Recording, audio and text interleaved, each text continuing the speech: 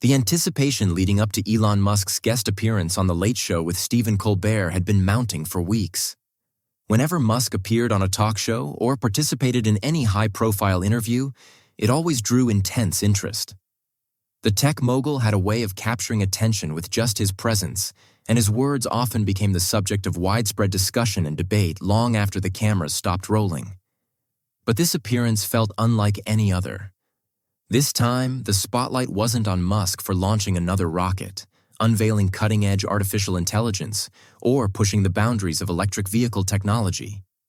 This time, the attention was focused on controversy, serious allegations that had cast a heavy cloud over his empire.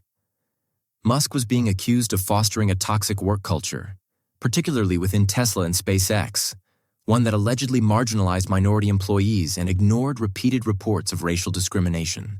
Furthermore, several of his past comments on social issues were being criticized for being racially insensitive and dismissive of systemic inequality. While these criticisms weren't entirely new, they had recently picked up considerable momentum in the media. The mounting pressure had forced Musk into an unusual and uncomfortable position. He could no longer ignore or deflect the accusations. Now he was walking into a setting where avoiding those hard-hitting questions wouldn't be possible. Stephen Colbert, known for his sharp intellect and fearless interviewing style, wasn't going to let the opportunity pass him by. In the days leading up to the episode, Colbert had made it clear. He wasn't planning to go easy on Musk. His opening monologue was laced with thinly veiled criticisms, delivered through his signature blend of humor and cutting wit. Though the jokes were cloaked in comedy, their real targets were unmistakable. Musk's handling or mishandling of social responsibility had become fair game. By the time Musk took the stage, the energy in the room had shifted. The usual excitement that greeted celebrity guests was tinged with a palpable tension. The audience, fully aware of the headlines surrounding Musk, was bracing for confrontation. The interview began on familiar ground. Colbert gave Musk credit for his undeniable achievements: the transformation of the automotive industry through Tesla, the pioneering advances of SpaceX, and his ambitions to reshape the future through AI and interplanetary travel. But the polite small talk didn't last. The atmosphere turned when Colbert leaned in, his tone growing serious. With surgical precision, he addressed the allegations head-on. Multiple lawsuits from Black employees alleging racial discrimination, reports of unfair workplace practices, and Musk's controversial remarks about affirmative action. It wasn't just a question. It was a pointed challenge. Musk, true to form, responded with his usual calm detachment. He brushed off the allegations as exaggerated media narratives aimed at undermining his success. He insisted that his companies operated on the principles of meritocracy, hiring the best and brightest regardless of race or background. But Colbert wasn't buying it. He pushed harder. He came armed with facts, data, testimonies from whistleblowers, and even Musk's own past comments that had fueled public backlash. He argued that turning a blind eye to systemic inequality didn't erase its existence, and that Musk's accomplishments, impressive as they were, didn't absolve him from responsibility. As the conversation escalated, the tone of the interview shifted dramatically. The friendly banter vanished. The tension in the studio became palpable. Musk's answers grew more curt, more clipped. He appeared visibly irritated, not by nervousness, but by the feeling of being put on trial. He tried to steer the conversation back toward the future, his visions of Mars colonization, sustainable energy, and technological advancement. But Colbert was unrelenting. "This isn't about Mars," he said firmly. "This isn't about Tesla or Twitter. This is about accountability." Then came the turning point, the moment when the conversation crossed a line from contentious to combustible. Colbert, emboldened by the intensity in the room, made a bold statement, an accusation rather than a question. He implied that Musk's rhetoric had emboldened harmful ideologies, that whether intentionally or not, his words had given shelter to extremism and prejudice. The room fell silent. Musk's face darkened. The levity that had once lingered in his demeanor disappeared. He leaned forward, voice now cold and precise. If Colbert wanted a confrontation, Musk was ready to give it to him. What followed was no longer an interview. It was a battle. Colbert hammered Musk with questions about the real-world consequences of his public statements. He demanded to know whether Musk realized that some people used his words as a shield for their own bigotry, whether he understood the damage that could result from his dismissiveness of social justice issues. But Musk refused to back down.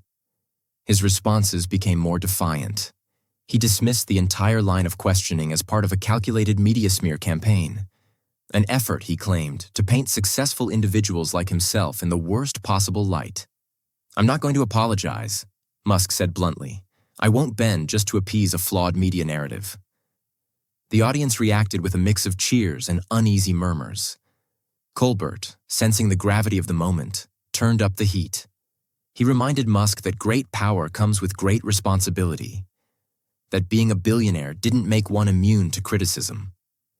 He referenced Musk's past dismissal of diversity and inclusion efforts, his public opposition to unions, and his tendency to inject himself into political discourse when it suited his interests. Musk's frustration grew. His tone sharpened, his responses more biting. He accused Colbert of twisting his words, of exploiting controversy for ratings. He made it clear that he didn't see himself as a political figure or a cultural referee. "My job," Musk said sternly, "is to innovate, to move humanity forward, not to get dragged into endless ideological debates." Colbert countered with perhaps his most damning point. Musk had never hesitated to speak on political issues, whether it was about government subsidies, free speech, or social policy. So why the sudden reluctance to engage when the questions became personal? Musk smirked, but it wasn't one of amusement. It was the smirk of someone who had had enough. "If anyone's being dishonest here," he said coolly, "it's not me." The words hung heavy in the air. The crowd was silent, the moment crackling with unresolved tension. What had started as a television interview had morphed into a full-blown ideological clash. On one side stood Colbert, representing the progressive media, holding Musk accountable for his perceived moral failures. On the other, Musk, the unapologetic innovator, positioning himself as the victim of media bias and ideological intolerance. Then came the final blow. Colbert accused Musk not only of being out of touch, but of being dangerous. He suggested that Musk's influence had given legitimacy to radical elements, that his statements, whether intentional or not, had real-world consequences. That was the breaking point. Musk's demeanor shifted. He lashed back, accusing Colbert and others like him of fueling division while hiding behind the guise of unity. He argued that the real threat wasn't bold thinkers like himself, but those who built careers on outrage and criticism. The audience erupted. Some gasped, some applauded. The air was electric. Colbert, momentarily caught off guard, quickly tried to regain control of the narrative, but it was too late. Musk stood up. With a quiet finality, he refused to continue. He wasn't going to let the interview be reduced to a one-sided takedown. He was done playing along. He walked off the stage, not as a man defeated, but as someone who had chosen defiance over submission. Colbert tried to spin the exit as cowardice, but it didn't stick. Musk hadn't flinched. He hadn't backed down. The episode didn't end with applause or resolution. It ended in a storm of unanswered questions and an unforgettable confrontation. And in that moment, it etched itself into television history.